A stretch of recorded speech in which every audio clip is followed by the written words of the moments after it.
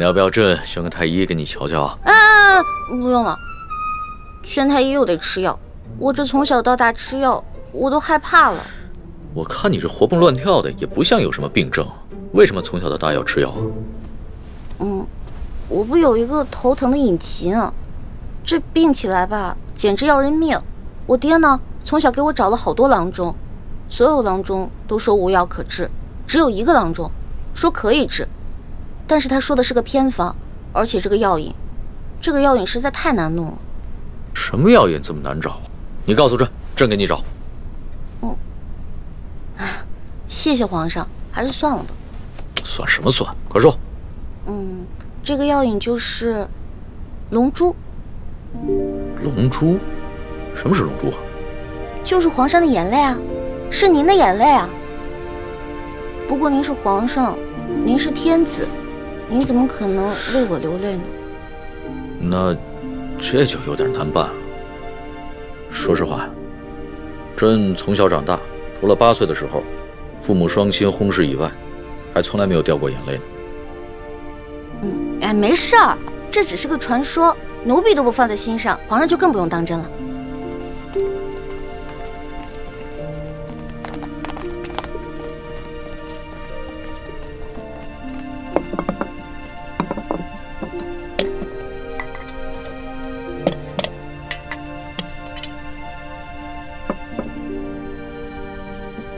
您这是干嘛呀？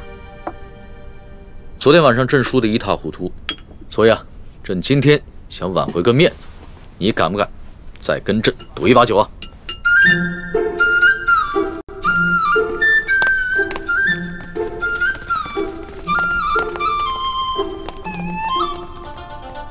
可以啊，不过到时候皇上输了可别赖账啊。你放心吧，朕虽然有色心啊，但是更有毒品。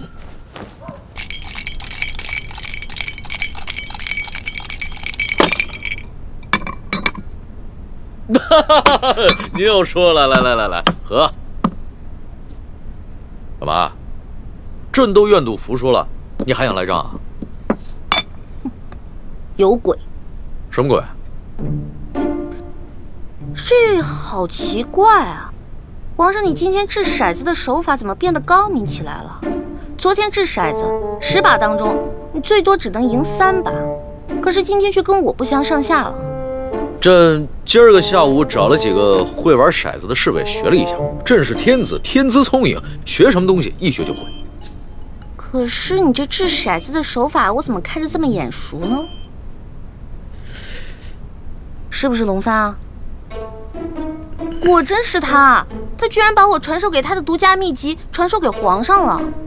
哎，你不要管龙三了，你虽然是龙三的老大，但朕可是龙三的主子。朕要是问他什么，他就必须得据实回答，这让他做什么，他也得如实做。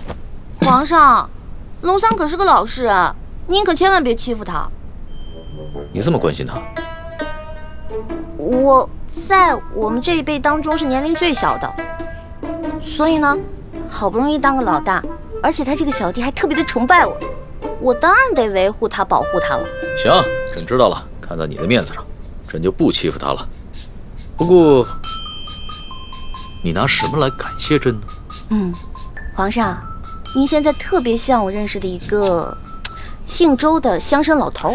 这姓周的乡绅老头长得跟朕很像吗？长得不像，做事风格像啊。这个乡绅老头之所以能发家呀，就是因为算盘打得精明，瞅准时机吃拿卡要。李欢呐，李欢，你又拐着弯的骂朕。臣女不敢，是皇上昨天说的呀，不会因为一句话就变成砍人头的狂魔，所以臣女才开了个玩笑嘛。哎呀，皇上，臣女出身卑微，是一个野丫头，又缺乏父母的管教，所以什么事儿都不懂，没法伺候您。要不然您现在让李公公来接我，让我回储秀宫吧。哼，朕明白了，你想激怒朕，然后让朕把你送走是吧？朕不上你的当，快点来接着赌。咱们说好了，你要是输了，可就得上朕的龙床。现在不输不赢，来！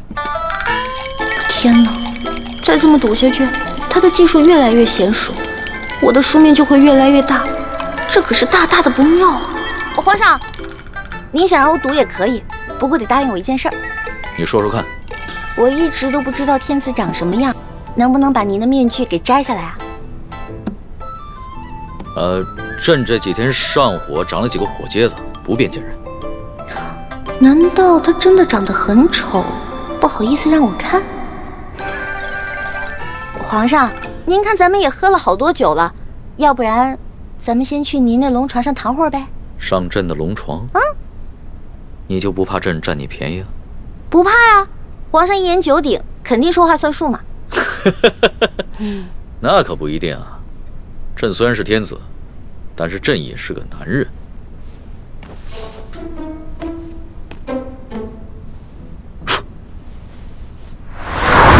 哎，你不是很怕黑吗？有皇上在，奴婢就不怕黑。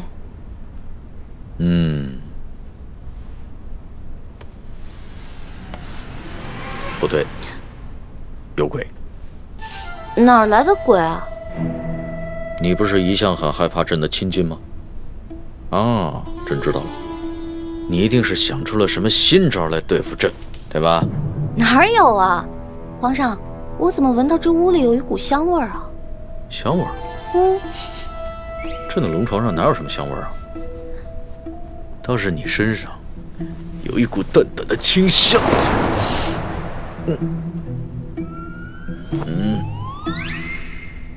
皇上，皇上，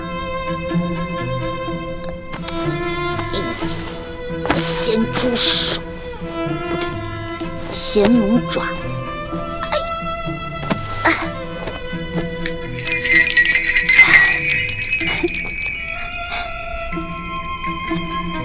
不对啊，我这么着急拉铃干嘛？先看一看这小皇帝长什么样，一直戴着面具，得多丑啊！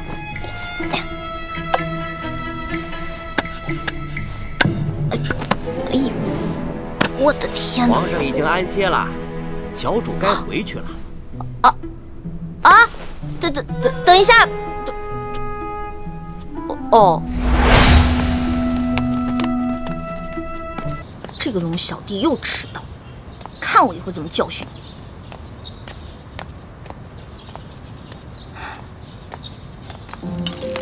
老大，你又迟到啊！昨晚战绩如何啊？幸不辱使命。我呀，把前晚输的连本带利都讨回来了。你的一半。哎呦，不错呀！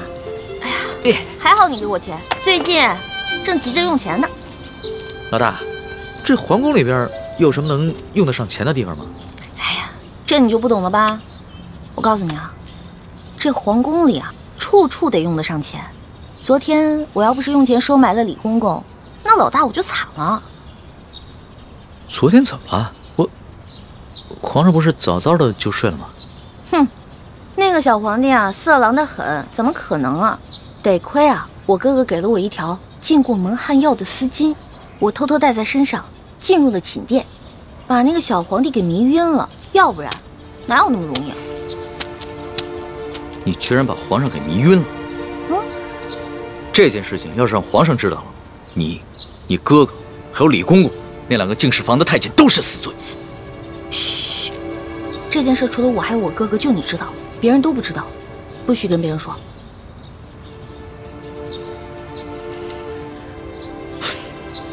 老大，你不应该告诉我，陷我于两难。如果我跟皇上说了，那就是对你不义；如果不说，那就是对皇上不忠。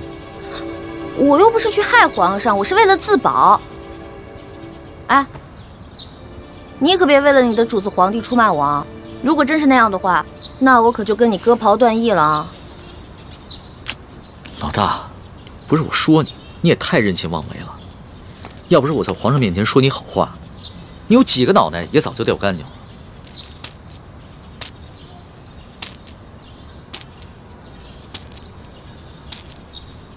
好了好了好了，那我不也是一样吗？如果我不是为了你，我怎么可能听鳌拜的话要入宫呢？虽然我武功不高，但是我轻功可以，我可以逃跑吧？我不都还是为了你吗？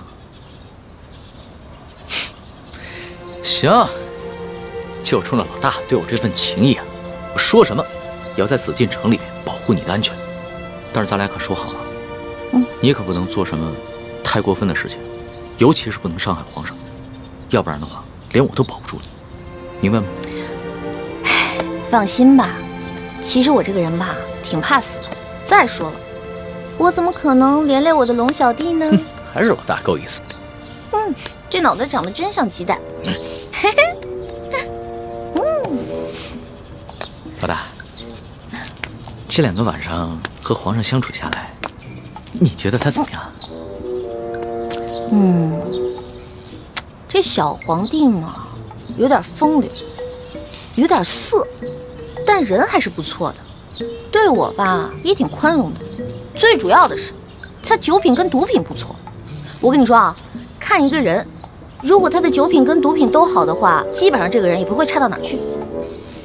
还从来没有人这么评价过皇上。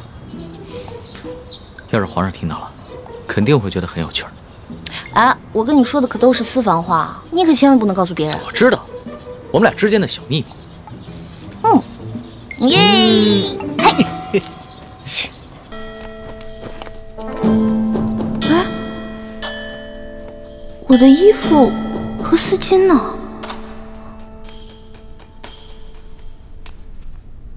宜欢姑娘，时候不早了，该去皇上的寝宫了。哎，等一下，李公公，我放在这儿的衣服跟丝巾呢？宜欢姑娘，反正也用不着了，我就让宫女们都拿去清洗了。别呀，我还得用那条丝巾呢。李公公，你懂的。宜欢姑娘，你在说什么？咱家听不懂啊。不过你在进宫之前，你爹爹应该教导过你啊。进到宫之后呢，要少说话，守规矩，你应该明白。李公公，您不会是把我那条丝巾故意拿走的吧？侍寝的时候啊，什么都不能带，这是宫中的规矩，所有人呐都要遵守。完了完了，这下完了，怎么办呢？今晚没了丝巾，哎呀，李公公这个家伙肯定是识破了我的丝巾有迷药，怕带干洗。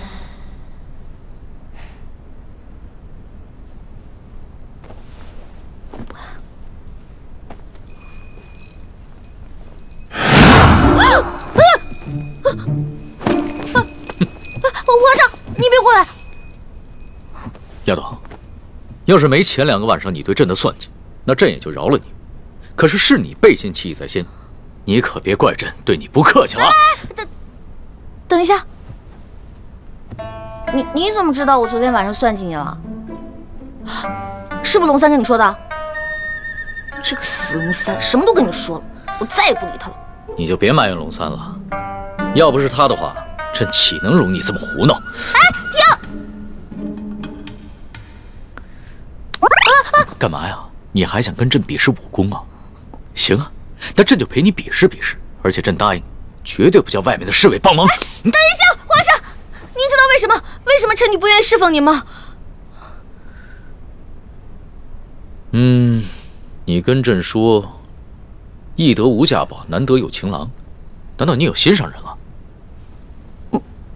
没错，我已经有心上人了，而且这个人皇上也认识，他是龙三。龙三？他不是你小弟吗？话虽然这么说啊，但是男女有别嘛，我怎么可能心里真的把他当我兄弟呢？而且我从一开始就喜欢上他了。皇上，如果您要硬抢的话，那我只好为了龙三守节一死了。你肯为他去死啊？没错，皇上，龙三可是您的心腹啊，这古来圣明的皇帝都不可能抢夺自己手下的女人的，而且还会有意成全呢。再说了，您后宫佳丽3000，何必为了我这一个小小的秀女而伤了龙三的心呢？那你怎么知道龙三也喜欢你啊？我虽然不知道他心里到底喜不喜欢我，但是我敢肯定的是，我在他心里一定占了很重要的位置。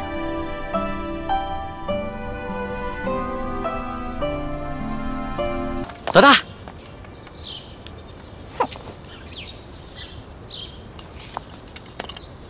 老大，老大，你干嘛不理我呀？为什么要理你啊？我们明明说好了，不许把我们之间的秘密告诉那个色狼小皇帝，你为什么要告诉他呀？老大，我冤枉啊！我这也是为了你好。你以为你前天晚上用丝巾迷晕皇上，皇上他没有起疑心吗？你昨晚上要是故技重施的话，皇上发现了，你这小命就难保了。所以啊，我才去找李公公，让他把你的丝巾给收了去，还在皇上面前替你百般求情。没想到你反过来还怨我，狗咬吕洞宾，不识好人心。你说的真的假的呀？那当然是真的，我们俩是拜把子兄弟，我会骗你吗？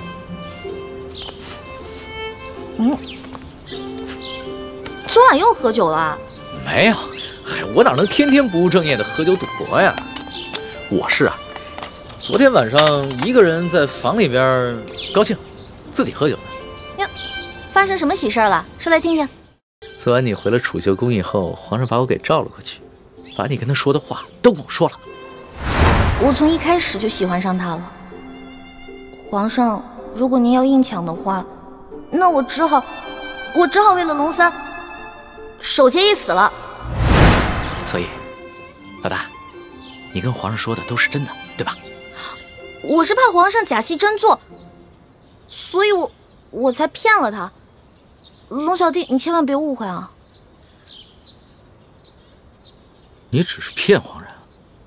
是啊，你想，如果我不把你拿出来当挡箭牌，那皇上肯定会吃了我呀。那你对我？我对你，我们当然是好兄弟了。你是我小弟，我是你老大嘛。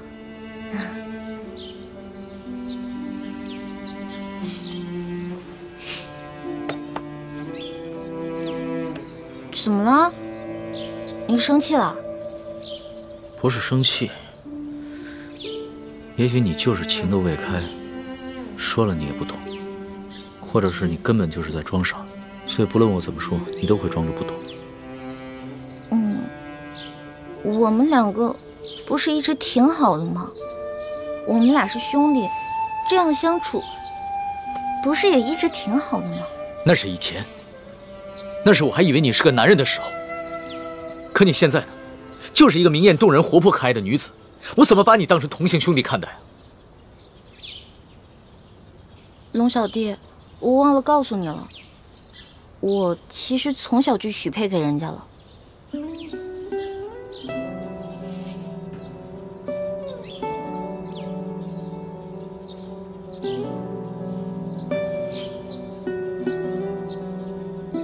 所以你很爱那个人是吗？为了他，你连皇上的临幸也不要，对我更是不屑一顾。也不是啦，我们两个从小就定下来的亲事，我跟他从小青梅竹马，他呢对我特别好，我也挺喜欢他的，但是我不知道我对他的喜欢是不是你们说的那种男女之情。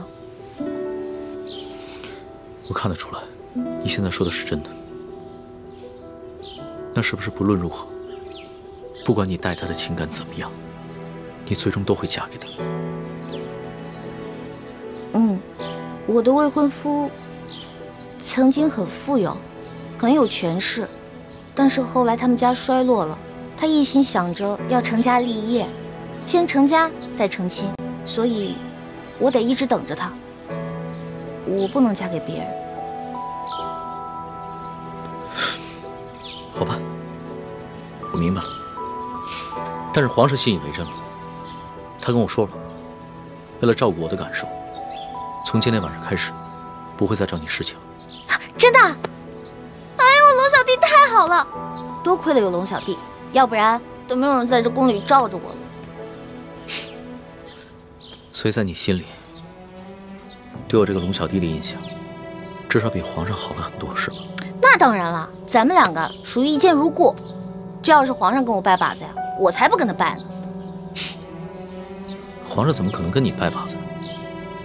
皇上他是一国之君，不可能跟你拜把子的，更不会有福同享，有难同当。也是，其实皇上挺可怜的。你说皇上可怜？对啊，我还是第一次听见有人这么说。他是皇上，一国之君，可是呢，没有人会把他当成真心的朋友的，也没有一个女孩会真心的喜欢他。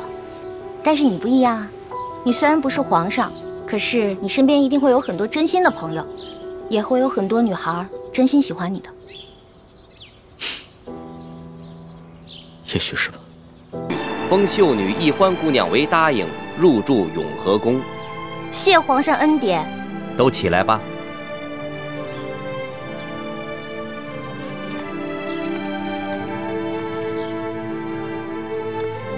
哟，易欢，你这一连侍寝3日，我们还以为皇上多宠爱你呢，没想到就封了个品阶最小的答应。答应就答应吧，反正对我来说都一样。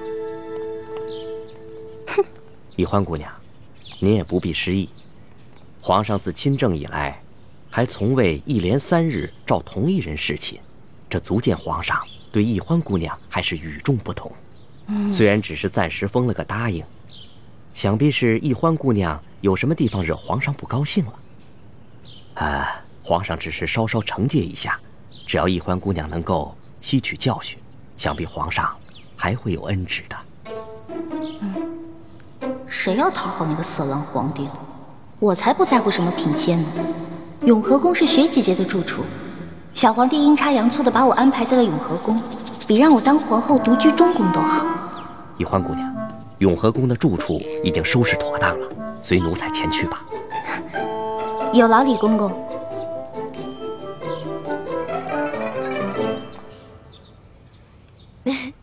真想不到，皇上正巧把你安排在永和宫，这下咱们姐妹俩可以日夜相伴，互相照应了。就是啊，我本来特别讨厌那个小皇帝，结果他这么安排吧，我现在都不讨厌他了。又开始任性了。六师傅，反正现在人都出去了，你赶紧做吧，哪有徒弟坐着，师傅站着的道理啊？欢儿，这是在紫禁城里，不是在咱们明珠谷，这里可没有什么师傅徒儿，这里啊，只有这厉贵人、欢答应和雪嬷嬷。只要记着这一点，你的言行才不会露出破绽。记住，要尽快适应这宫中的生活，谨言慎行，一切以完成任务为重。徒儿记住了。看你还在自称是徒儿，这要是被宫外人看见，宫里人知道了，你会惹出大麻烦的。哎呀，嬷嬷放心，欢答应啊，只是还没有适应她的新身份，我会慢慢教导她的。谢谢厉贵人啊。哎，说真格的，这清宫规矩要正3品以上才有资格做一宫之主，入住正殿。眼下我还只是个正7品的贵人，所以只能住嫔殿。不过啊，好在这个永和宫就只有我一个小主，省去了和其他嫔妃混住的许多麻烦，这也算是皇上对你我的优待了。不过徐姐姐，都说伴君如伴虎，你在宫里陪着皇上，是不是特别辛苦啊？为了光复大明的大业，再辛苦也不值一提。哎，站住！看你这身打扮，你应该是个答应啊，怎么这么不懂规矩，跑到这御书房来了？哎，你怎么这么眼熟啊？啊，我想起你来了，原来你也是侍卫，在御书房当差啊。龙三呢？我要见龙三。你是？你忘了我了？大概3个月前吧，当时刑部正押着一群要犯，去菜市口斩首，咱们碰到了。当时你跟龙三在一起，想起来了吗？哎，小猴！哎，干嘛呢你啊？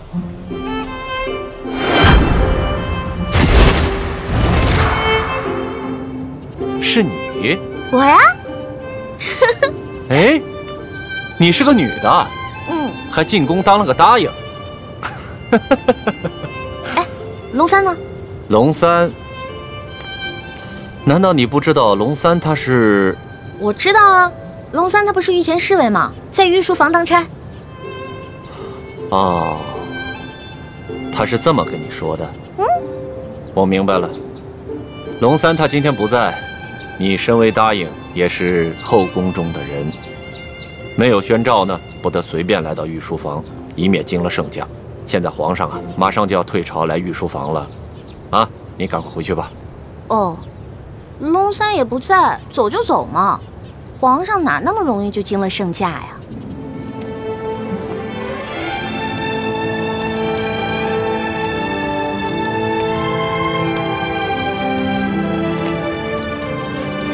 哎呦，皇上来了，快快快！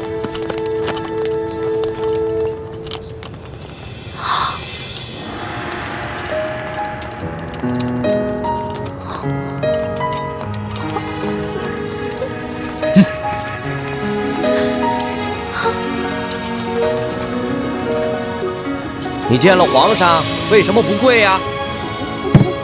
你是皇上。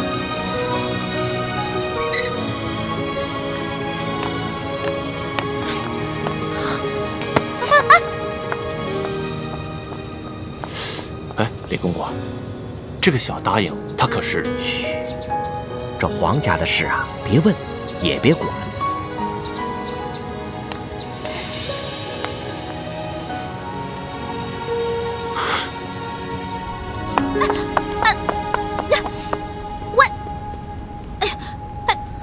你到底是谁啊？你是皇上还是龙三啊？嘘，我不是皇上，我是龙三。那外面的人为什么称呼你为皇上，还给你跪下了？我真的不是皇上，我只是长相和声音都酷似皇上，所以啊，被皇上选做替身了。你是皇上的替身？对呀，我只是皇上的替身。我们这大清啊，虽说入关数十余年，可是根基还未稳，这皇上又还年少，刚刚亲政不久。不管是那些潜名余孽，还是那些妄想谋朝篡位的权臣，都有暗杀皇上的企图。就拿这个鳌拜来说，连顾命大臣苏克萨哈都敢杀，还勾结内侍给皇上下毒。所以啊，皇上时常让我扮成他的样子。我就说嘛，你吓死我了！你怎么可能是皇上呢？你要是皇上的话，怎么可能半夜三更的去御膳房偷东西呢？还跟我结拜兄弟了，是不是？对对对。所以皇上3日侍寝不肯让我看他的样子，一直戴着面具，就是怕我发现，是不是？对呀。所以你现在知道了，为什么你在宫里面打听不到侍卫龙三这个人？因为我不是普通的侍卫，我不站班，我只是在必要的时候出来替皇上一下。那也就是说，你是皇上的替身，那也就得替皇上挨刀子了。我身为臣子，当然要效命于皇上了。再说，皇上待我不薄，我也是心甘情愿替他卖命。龙小弟，你太可怜了。你说你当皇上的替身，皇上对你好，说白了就是让你去给他卖命。哼，从古至今，所有的皇帝都一个样，自私自利，全都是冷血无耻之徒。老大，你就别当我的面说皇上的不好了，你这不是为难小弟吗？哎，你今儿怎么想起跑这御书房来找我了？还说呢，几天都不理我。我有重要的事情要告诉你。重要的事情？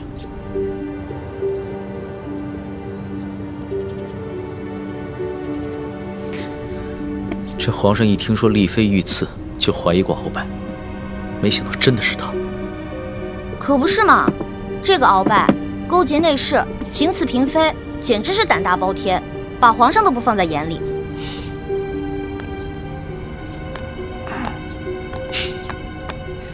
老大，你是不知道啊，这鳌拜把持朝政多年，这朝廷上下、宫中内外全都是他的势力。皇上暗中派人查探了几天，也没有抓住他半点把柄。那难道就这么算了？小不忍则乱大谋，眼下还不是跟鳌拜翻脸的时候，所以只能当做暂不知情了。这个鳌拜贼心不死，还逼着我哥哥要去刺杀厉贵人。你务必跟你哥哥说一下，千万不要听命于鳌拜。皇上已经在暗中想办法铲除鳌拜了，所以要拜托你哥哥多跟鳌拜周旋一段时间了。哎，放心吧，我哥哥啊肯定不会助纣为虐的。不过你说这个小皇帝他的计划可行吗？会不会很危险啊？老大，这皇上呀，可不是你想象当中的那个风流好色之徒。他呀，虽然年少，但是有勇有谋，也算是一代明君吧。龙小弟啊，你就是天生当奴才的命啊！我说，都这个时候了，还替你那个皇上主子说话呢，他能有什么很高明的策划呀？按照我的想法，他呀就是不把你的命当命，关键时刻让你去给他当替死鬼，知道吗？老大，你就别当着我的面说皇上的不好了，你这不是为难我了吗？行，我就是因为把你当兄弟，所以我跟你说话才不避讳。既然你不想让我这样说的话，那以后去捡好听的假的话跟你说呗。好了，我这气量没那么小，气会连一个小姑娘的口无遮拦都容不下。我知道，你之所以骂皇上，是因为担心我的安危，对吧？当然了，龙小弟，在这个世界上，除了我的亲人，你就是我最亲的人了。你听我的啊，你可千万别因为什么你的皇上、你的主子去卖命，关键时刻你得记得保护好你自己，千万别于衷，知道吗？好，你就放心吧，我可以悄悄地把皇上的计划告诉你。你把皇上的计划告诉我，这么重要的事儿，你不怕我卖了你啊？在这皇宫里边，除了皇上和太皇太后，你就是我最相信的人了。谁让你的心思最为单纯的？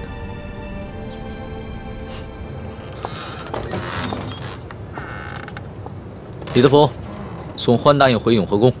这。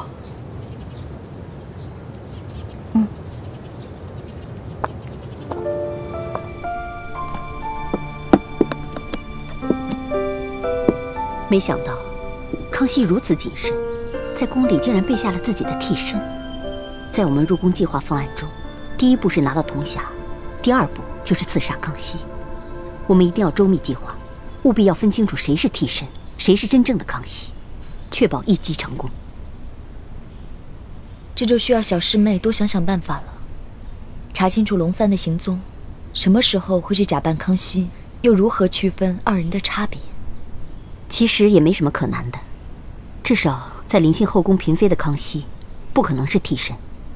到时候拿到了铜匣，他再召你侍寝，我们就有机会了。六师傅，此计虽然可以暗杀成功，但忽略了倾城师妹的安危，恐非上策。有大师兄的担心，再危险也值得了。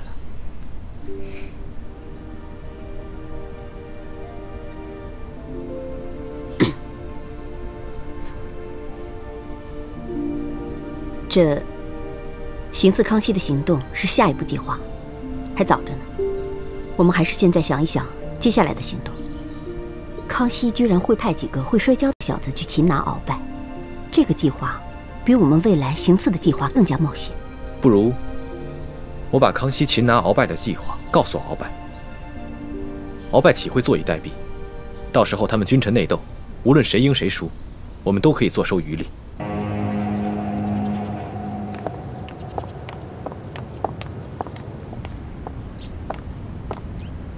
皇上，欢答应到了。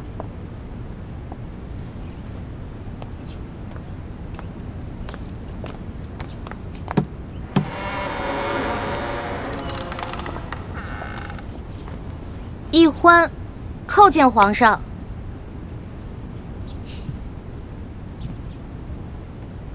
凭什么？谢皇上。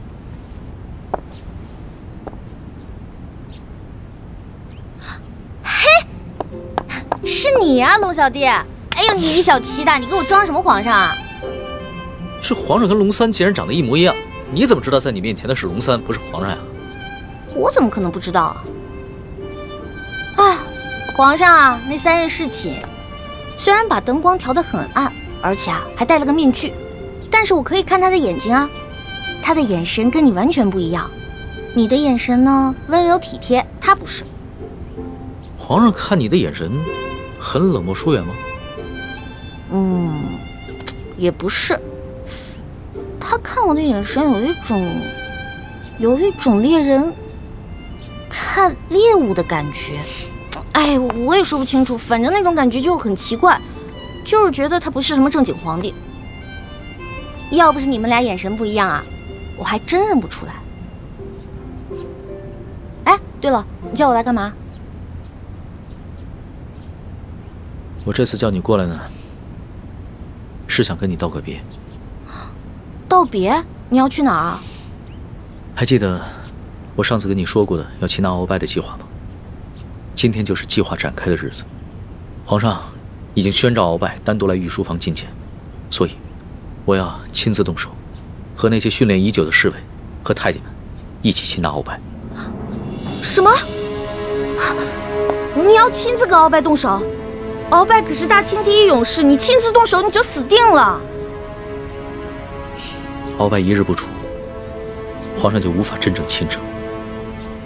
而且鳌拜手握军权，皇上也不敢下旨捉拿鳌拜。但是鳌拜此人呢，自恃武功甚高，性格极为孤傲，他绝对想不到皇上会找几个摔跤手在宫里边要擒拿他，这样出其不意，反倒有可能成功。而且皇上还安排了李公公在茶里边下了一些药，鳌拜喝了以后就会内力尽失。李公公？皇上让李公公来协助你？对啊，李公公从小就进宫了，侍奉过太祖皇帝和先皇，深得太皇太后的宠幸。可是那个李公公……怎么了？算了，没事了。龙小弟，你别那么傻，你别替皇上去卖命，你肯定会死的，你别去了，行不行？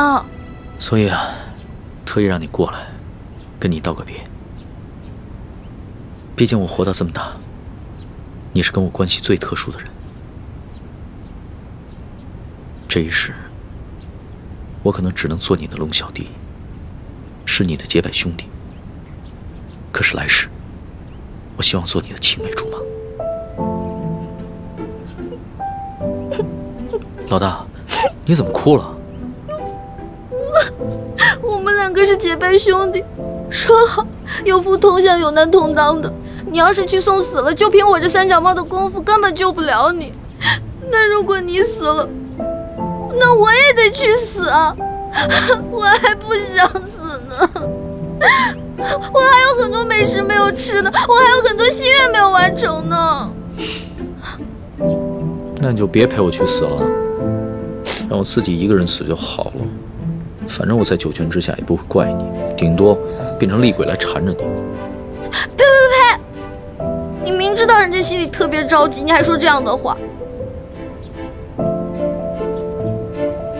老大，好了，别哭了，啊！这个计划，它又不一定会失败，也许就成功了呢。道完别了，你先回永和宫等消息吧。龙小弟，只能这样了吗？没有什么更改的可能了吗？只有过了这一关，皇上才是一条龙，要不然的话，他只是一条虫。那你等我一下。你要干嘛？哎，不许进来啊！我没让你进来，你不许进来。哎，不许进来。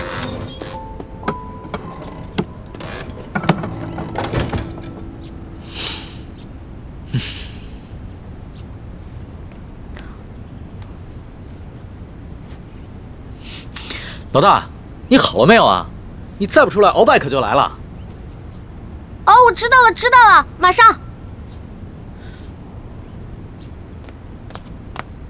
老大，我进去了啊。老大，你好了没有？老大，你不会真是以为我要赴死了就要以身相许了吧？呸！你怎么变得跟那个小色皇帝一样了？真是近墨者黑。喏，给你的。这个是金蚕背心，鳌拜给我的，据说可以刀枪不入，水火不侵。反正我留着也没用，给你穿吧，你还能保护着你自己。好香啊！老大，这上面还有你的体香和体温呢。你干嘛用那种色眯眯的眼神看着我呀？你这样很猥琐，知道吗？你赶紧穿上吧，这之前我贴身穿的，反正我用不上。你穿上以后还可以护住你的要害呢。既然是你穿过的衣服，那我当然要穿了，要不然你替我穿。你这说的什么鬼话呀？我不想理你了。哎，老大，哎，老大，我是你老大，你是我小弟，所以你得听我的，知道吗？不能死。是，遵命。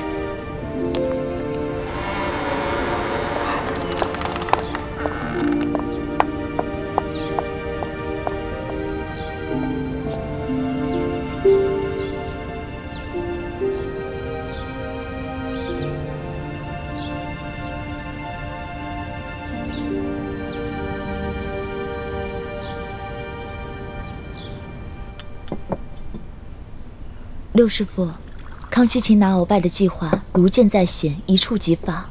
依您看，结果会如何？这很难说呀。康熙少年老成，而且又有太皇太后和一帮效忠爱新觉罗的老臣撑腰，而鳌拜又老谋深算，在朝廷中也树大根深，这两虎相争，谁赢谁输，还真的挺难预料的。不管是谁赢谁输，对于咱们整个联盟来说，都是有利无弊。咱们不妨坐山观虎斗。薛姐姐，一欢，怎么了？薛姐姐，六师傅，快点去救人！出什么事了？你要救谁啊？救龙三。龙三怎么了？今天康熙要在御书房擒拿鳌拜，但他自己不敢去，却让龙三扮成他的样子，带那些小侍卫、小太监去抓鳌拜。而且他还让李公公在鳌拜喝茶的水里放药，可是李公公是鳌拜的人啊，他肯定把这些计划都告诉鳌拜了。环妹，你犯糊涂了吧？就让康熙跟鳌拜去内斗好了，你急什么？如果真的是康熙的话，我不可能着急。可是去的是我的兄弟龙三啊，我们是拜过把子的兄弟，如果他死了，我怎么办啊？我们有福同享，有难同当的。你和那龙三结拜，本来就是闹着玩的。你还当真了？朱哥哥，你说什么呢？我们是认认真真的结拜，怎么是闹着玩？这龙三平时对我这么好，如果我见死不救的话，那太不像话了。可如果为了救一个龙三，我们几个都出手的话，这样太危险了，我们很容易暴露自己。环妹，你对龙三真的只是结拜之情吗？朱哥哥，现在都什么时候了，你还在胡思乱想？大师兄，小师妹虽然任性顽皮，但是她还是很有是非原则的。她对那个龙三一定只是结拜之情。还是薛姐姐了解我，没错，我不想欠人情，我更不想欠人一条命。玉欢，你可别忘了你现在的身份，你是大明郡主，是未来大明太子妃。那你现在的什么龙三结拜大哥的身份，跟这个身份比起来，根本就是不值一提。更何况龙三又不是为了你去死，他为的是他的皇帝主子。可是，好，那我们就不去帮助龙三。也就是说，如果龙三败了，康熙也就败了。康熙一旦败了，这个鳌拜就会发动政变，让他自己当皇上。鳌拜这个人生性残暴，如果他当了皇上了，比康熙更难对付。而且那个时候，薛姐姐你怎么办啊？可是我们换个法子，我们协助龙三，帮助了康熙，打败了鳌拜。到那个时候，我们就得到了康熙的绝对信任，到时候你们就有机会进宝库去找铜匣了。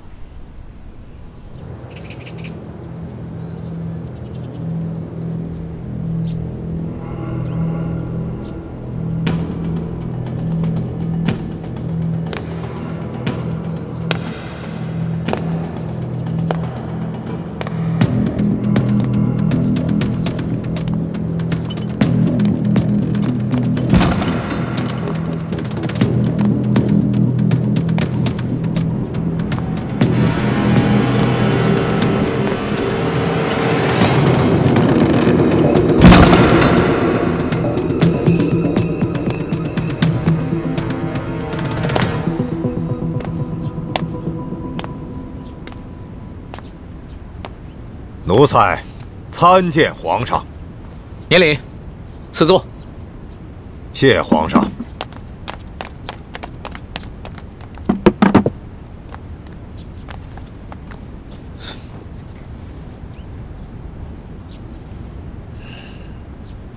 此茶。这。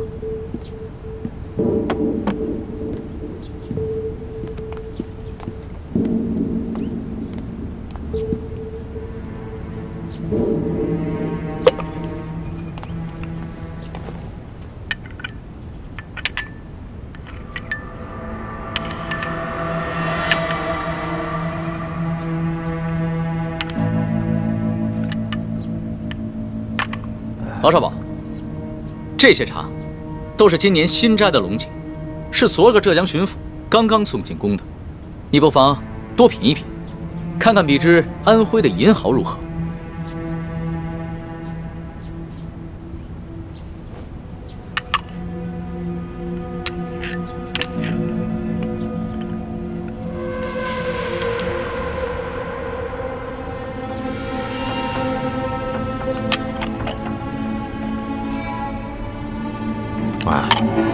奴才是个粗人，什么茶到了嘴里都是一个味儿。皇上宣召奴才，有何事垂询啊？王少宝，你不妨先看看这些奏折。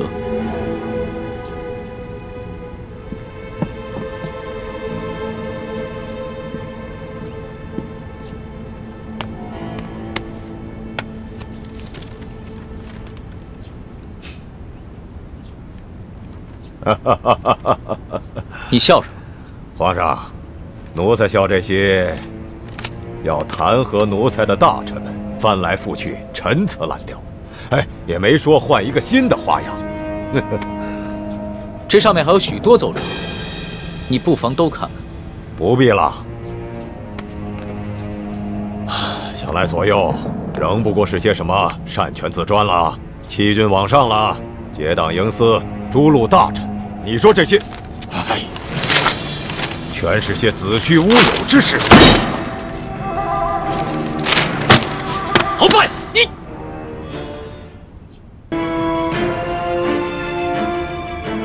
皇上，这数十位联名上书的大臣，分明就是在构陷奴才，这是在离间你我的君臣之义，这简直就是对皇上的大不敬。奴才恳请皇上下旨，让奴才把这些乱臣贼子一一捉拿。你凭什么说这些弹劾你的奏折都是构陷之词？皇上，这些要弹劾奴才的奏折，究竟是什么性质？那仅仅是在皇上的一念之间。现在就看皇上是相信要弹劾奴才的这些大臣们，还是要相信奴才了。鳌拜，你当着朕的面撕毁奏折，言语无状，在你的眼里还有朕这个皇上吗？这奴才的性情一向是如此，皇上忘了，皇上经常夸奴才性情憨厚耿直，怎么到了今天就说奴才是言语无状了呢？奴才自辅政以来，哪天没有要弹劾奴才的奏折？皇上和太皇太后一向是看都不看就直接给了奴才，怎么到了今天，皇上就拿这些奏折来斥责奴才了呢？这么看来，不是奴才的眼里没有了皇上，而是皇上的心里根本就没有奴才了。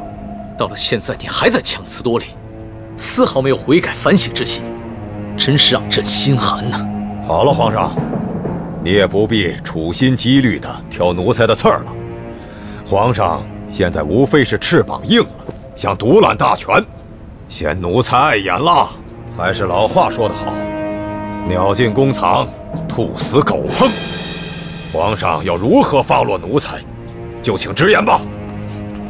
好，鳌拜，朕知你辅佐三朝，劳苦功高，朕看你不如安心找一个地方颐养天年吧。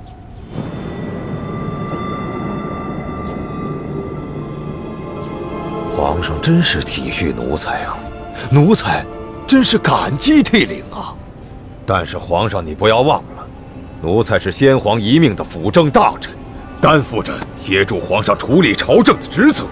现在皇上身边奸臣环伺，奴才尚未清君侧，又如何敢颐养天年呢？鳌拜啊，鳌拜，想不到你还是如此执迷不悟，真是有负先皇深恩，枉费朕的一片苦心。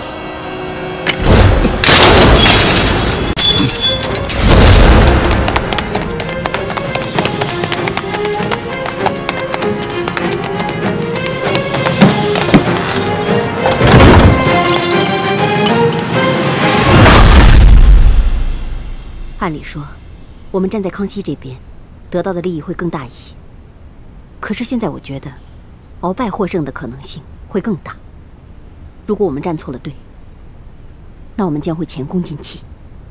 那我们再等等吧，看情况，再随机应变。不能再等了，朱哥哥，你都不知道龙三的武功还没有我强呢。鳌拜一只手直接把他掐死了。欢妹，这么重要的事情，我们当然要权衡一下。好，那你们权衡吧，我等不了了，我得去救我的龙小弟了。哎，欢妹，一欢对这个龙三有点过于担心了。大师兄，我觉得小师妹说的不无道理。眼下就是一场豪赌，我们把赌注押给康熙，对我们似乎更有利。我等不了那么多了，我得去救他。哎，太子，我也跟你一起去。不能去吗？倾城，为什么？你不能去。无论康熙和鳌拜谁胜谁负，你我都不能暴露身份。可是鳌拜号称大清第一勇士，我担心大师兄不是他的对手。你放心，太子自有分寸。如果情形不对，他一定会及时发出求救信号，到时候我们再见机行事。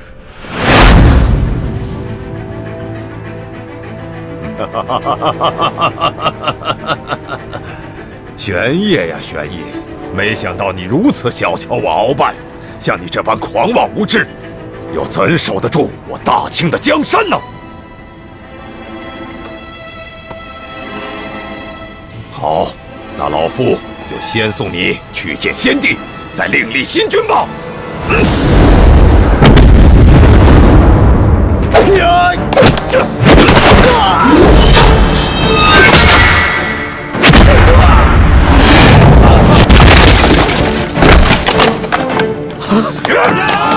皇上！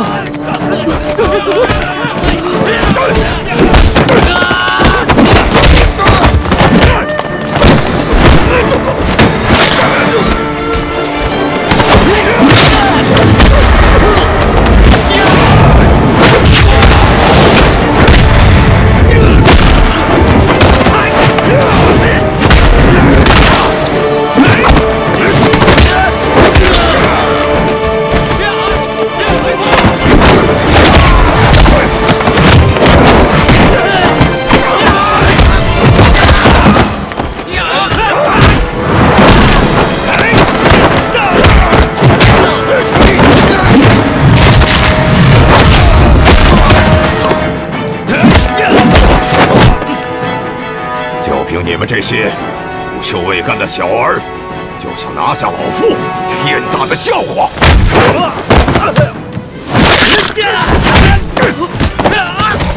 李德福，这让你准备的东西你备好了吗？回皇上，奴才岂敢抗旨？奴才确实在闸里下了内力散，奴才也不知道为何会失去效果呀。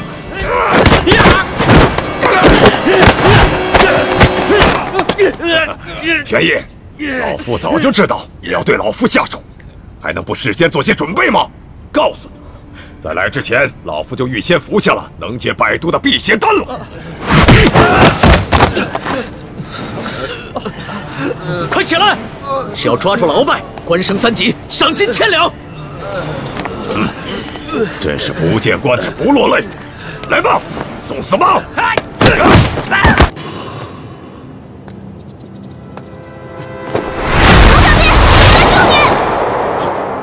没事吧？一欢，你疯了吗？你这个月的大补丸不想要了吗？义父，对不起了，请恕干女儿要大义灭亲了。你别忘了，你哥哥和你都服下了老夫的大补丸。我告诉你，一旦毒发，你们会死得苦不堪言。鳌拜，咱们来做个交易吧，你放了皇上，我也求皇上放了你，怎么样？老夫真是看走了眼了。老夫原本以为你是一个聪明伶俐的丫头，没想到你这般幼稚。站住，鳌拜！你已经中了我的7步之岛，如果你现在强行运功的话，你在7步之内就会毒发身亡。鬼丫头，你以为老夫会上你的当吗？就算老夫中了7步刀，也会在7步之内一样先毙了你们的命，让你们为老夫陪葬的。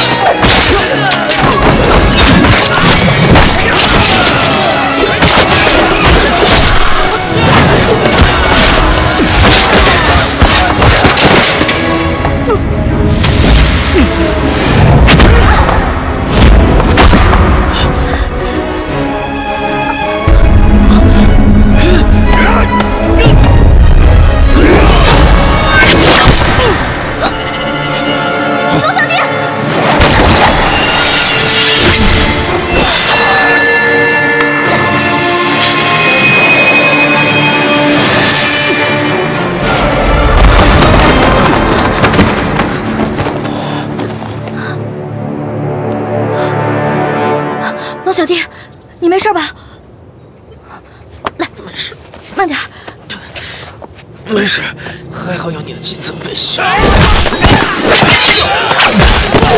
拦住他们，我去救皇上。你去吧。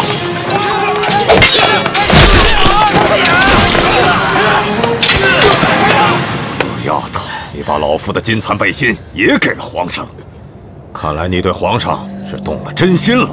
只可惜，就算是皇上穿了金蚕背心，老夫也一样要他的命。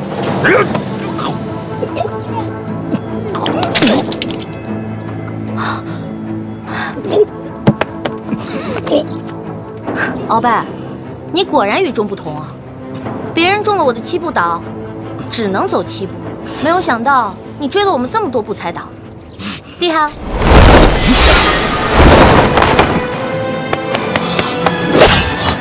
朱哥哥，简青，快杀了这个小皇帝，杀了他，杀了他，就是大功一件。老夫就会把你们兄妹2人的大补丸的解药给你们，还会升你为太医院的院判。快，杀了他！朱哥哥，好，你可别糊涂啊！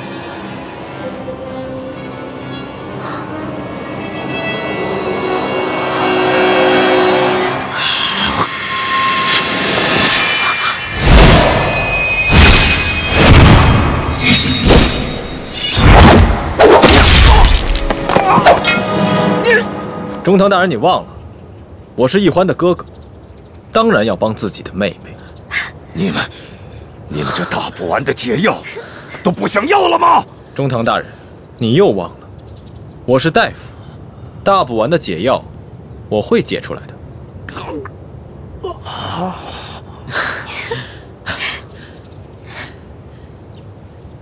老大，你怎么受伤了？怎么流这么多血啊？我不知道，我居然受伤了。哎，你疯了！你撕龙袍是杀头之罪，是我的。好。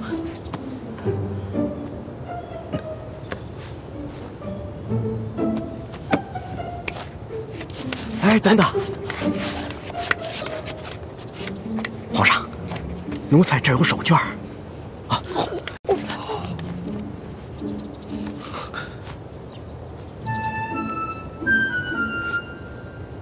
好些了吗？嗯。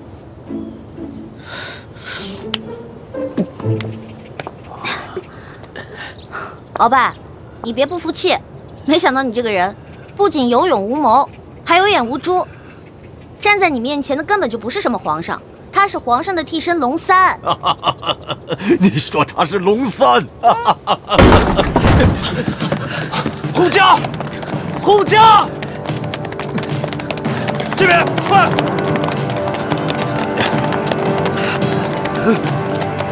启禀皇上，情况果然如您所料，这宫中藏着数十个鳌拜的手下，奴才按照您的吩咐早有准备，才顺利的将他们拿下。好，擒下鳌拜。这，来人，拿下鳌拜。这，他真是皇上？对，这就是当今皇上。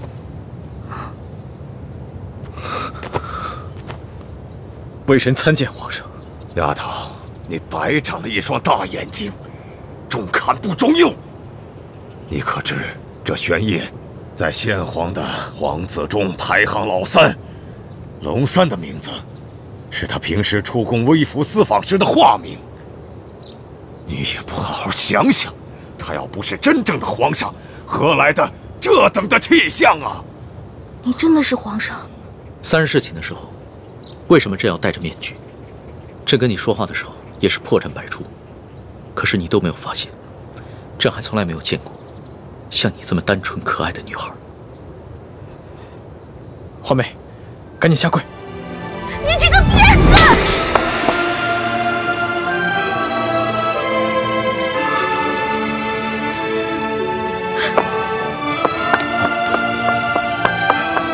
皇上，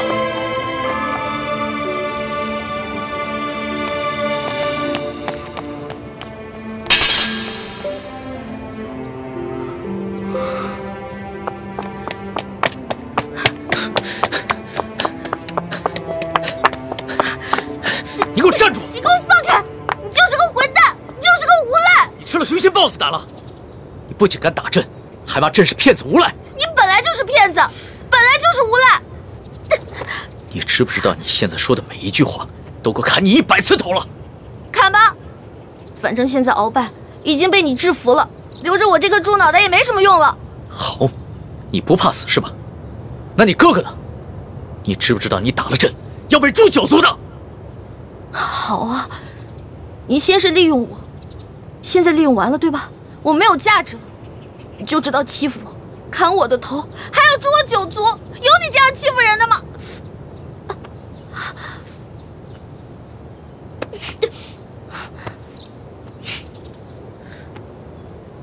伤口这么深，你还乱动？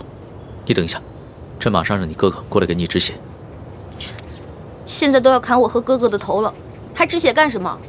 朕难道不该砍你的头吗？你知不知道从小到大，还从来没有人打过朕，就算朕的皇阿玛在世的时候，也从来没有动过朕的一根手指头。那还不是因为你骗我？你跟我说你不是皇上，你是龙三，我是你的老大。那小弟做错事了，老大教训一下怎么了？那要你这么说的话，还是朕的错了。没错，就是你的错，谁让你骗我了？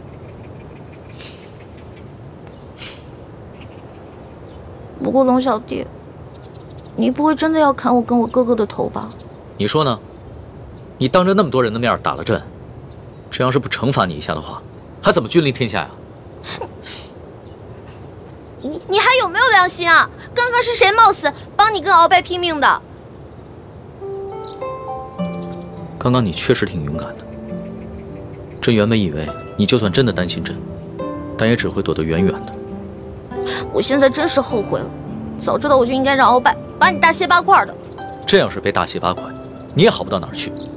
你忘了你跟朕结拜过？你还说我被你玩的团团转，你现在很得意很开心是不是？那你不也一样吗？啊，老骗我这个那个的，现在知道自己牛皮吹大了。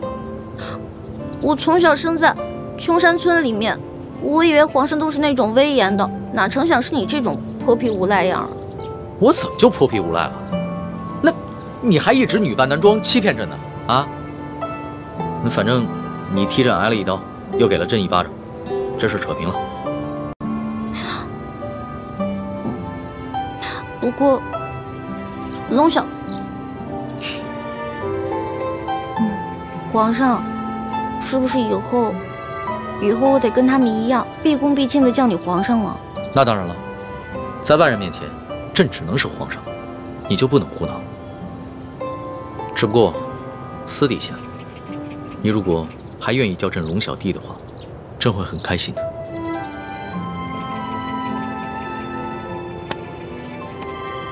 是不是疼死了？